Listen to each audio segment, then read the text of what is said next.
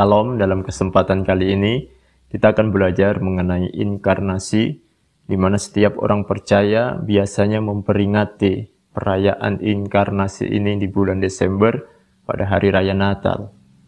Perayaan Natal menunjukkan bahwa kita percaya tentang adanya inkarnasi ini. Pertama-tama kita perlu mengerti dan melihat arti dari kata inkarnasi ini. Kata inkarnasi ini berasal dari bahasa Latin, dari dua kata yaitu in yang berarti masuk ke dalam dan karo atau karne yang berarti daging. Jadi inkarnasi dapat dipahami sebagai menjadi daging. Kata yang serupa dengan inkarnasi yaitu reinkarnasi dari dua kata re dan inkarnasi.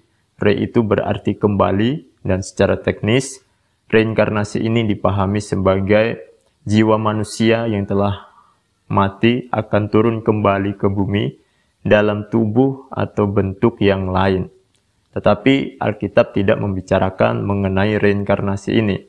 Tetapi mengenai inkarnasi ini, teks yang terpanjang yang dapat kita lihat di dalam Alkitab terdapat dalam Injil Yohanes pasal 1, ayat 1 sampai ayat yang ke-14. Di ayat 1, Rasul Yohanes menjelaskan tentang siapa Firman yang sejak semula itu bersama-sama dengan Allah. Dikatakan di sana bahwa pada mulanya adalah firman atau logos. Firman itu bersama-sama dengan Allah dan firman itu adalah Allah. Di sini Rasul Yohanes menegaskan tentang praeksistensi dari firman atau logos itu, bahwa logos itu adalah kekal.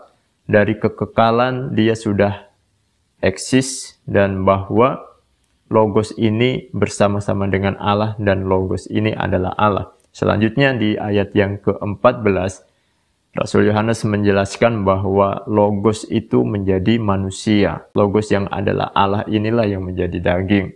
Apa yang dinyatakan oleh Rasul Yohanes ini juga dikonfirmasi oleh Rasul Paulus dalam 1 Timotius pasal yang ketiga ayat yang ke-16. Dan sesungguhnya agunglah rahasia ibadah kita, Dia yang telah menyatakan dirinya dalam rupa manusia dibenarkan dalam roh yang menampakkan dirinya kepada malaikat-malaikat, diberitakan di antara bangsa-bangsa yang tidak mengenal Allah, yang dipercaya di dalam dunia, diangkat dalam kemuliaan. Frase Dia yang telah menyatakan dirinya dalam rupa manusia, dalam teks bahasa Yunaninya dikatakan dalam rupa manusia ini adalah ensarki, yaitu dalam daging, dan dalam bahasa Latinnya menggunakan kata incarne, yaitu yang berarti juga di dalam daging.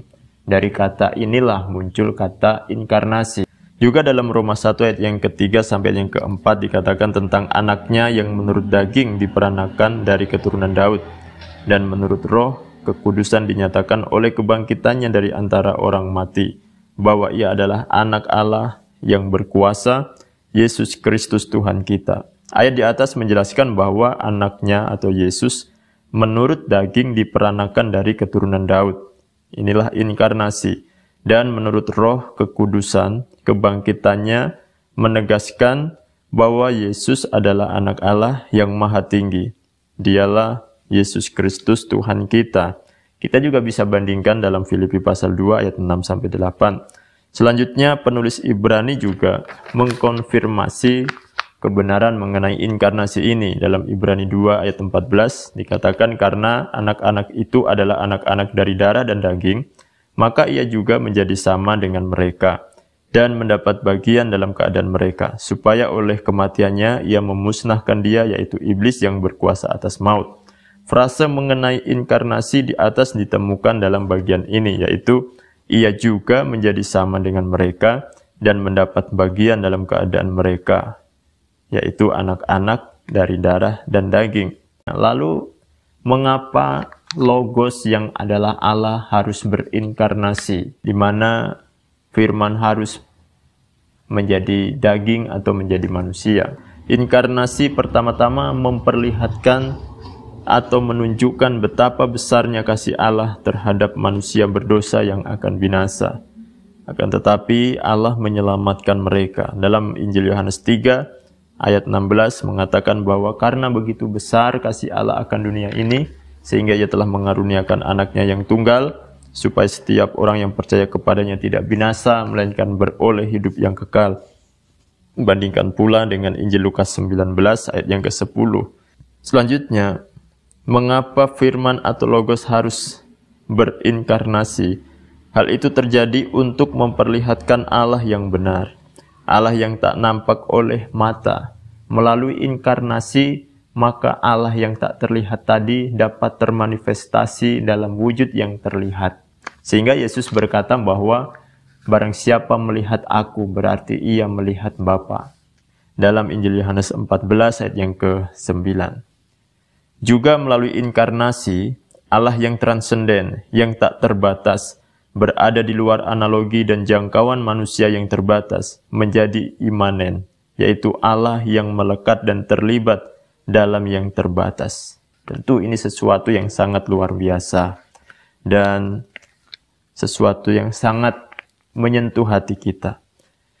Inkarnasi juga adalah untuk memberikan teladan hidup bagi orang percaya. Dalam 1 Petrus 2 ayat 21 dan 1 Yohanes 2 ayat yang ke-6.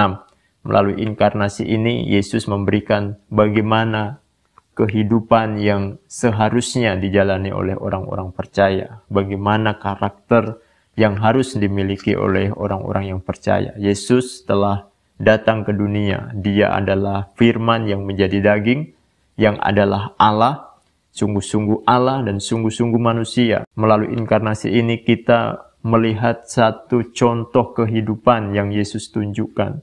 Bagaimana menjadi manusia yang menyenangkan hati Allah. Keajaiban inkarnasi adalah satu paradok mutlak, di mana yang tak terbatas bertemu dengan yang terbatas dalam satu misteri ilahi. Di sini Tuhan menyentuh penderita kusta, makan bersama orang-orang berdosa, meneteskan air mata manusia, bahkan merasakan sakit yang dirasakan oleh manusia lainnya. Tuhan yang Maha Agung, pencipta langit dan bumi, telah mengosongkan dirinya mengambil rupa seorang hamba dan menjadi sama dengan manusia. Melalui inkarnasi ini kita bisa melihat dan mengenal tentang kerendahan hati Tuhan yang tak terbatas, di mana Dia telah meninggalkan jejak-jejak langkah kehidupan manusia yang menyenangkan hati Allah. Sebagai orang percaya kita patut mengikuti jejak-jejak langkahnya. Demikianlah pembelajaran kita mengenai inkarnasi. Kiranya pembelajaran ini boleh menjadi berkat bagi kita semua. Tuhan Yesus memberkati.